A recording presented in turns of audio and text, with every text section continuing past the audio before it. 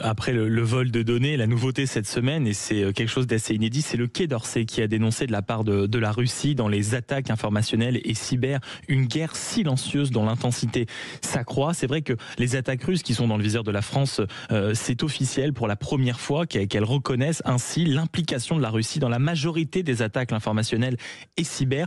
Pourquoi jusque-là, contrairement notamment aux États-Unis qui avaient ciblé officiellement la Russie, nous, la France, avons attendu autant de temps pour lever ce tabou? Parce qu'on prend le relais de la Russie en termes géopolitiques, de la nation qui sera ouvertement hostile à la Russie. Les États-Unis semblent passer leur tour. Le relais, dans ce cas-là, on prend le relais des États-Unis, pas de la Russie. Des États-Unis, tout à fait.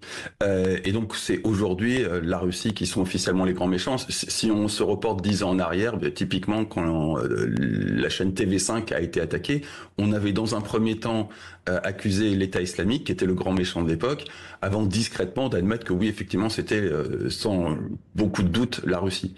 Donc on est sur un phénomène de communication plus que de cybersécurité. Il y a très peu de chances que TV5, ça ne soit pas les Russes. C'est vraisemblablement les Russes en ce qui concerne l'attaque des Macron Leaks. Est-ce qu'une majorité des attaques informationnelles viennent de Russie? On va dire que la façon dont est organisée la détection fait qu'on ne détecte prioritairement que du russe. Donc forcément, comme on cherche du russe, on trouve du russe.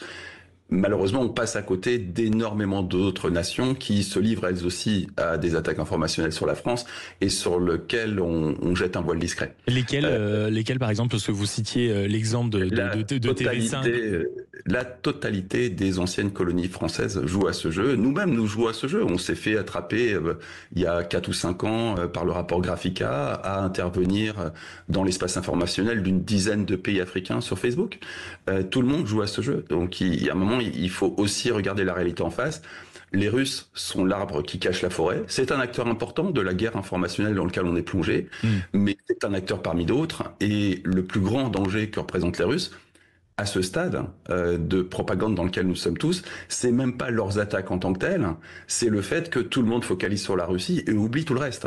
Il n'y a pas. Pour vous, c'est ça le vrai danger aujourd'hui, parce que oui, je me mets à la place de beaucoup de gens qui nous écoutent, c'est-à-dire qu'on nous a fait croire que les JO pendant un temps c'était la Russie, que les punaises de lit c'était la Russie, qu'à chaque fois qu'il y a un événement en réalité on accuse la Russie. Donc pour vous, c'est on va dire une loupe avec laquelle on exagère le phénomène. Non, les punaises de lit, c'était effectivement une opération d'information russe. Il n'y a aucun doute sur le fait que les Russes nous attaquent d'un point de vue informationnel. Le problème, c'est que à force de focaliser sur les Russes, on en oublie tout un tas d'autres nations qui nous attaquent tout autant et qui potentiellement peuvent être tout aussi dangereuses, voire beaucoup plus dangereuses, parce que disposons d'infiniment plus de relais sur le sol français. Les Russes, physiquement présents sur le sol français, on les compte. Ils en sont réduits à devoir acheter de la publicité.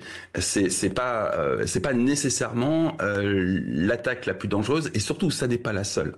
Et le fait de se focaliser sur un seul grand méchant et d'imposer un narratif qui consiste à voir les gentils, les méchants, nous met un angle mort gigantesque sur tout un tas d'autres nations qui nous sont également hostiles. On l'a vu en Nouvelle-Calédonie, ça n'avait rien à voir avec les Russes. Sûr.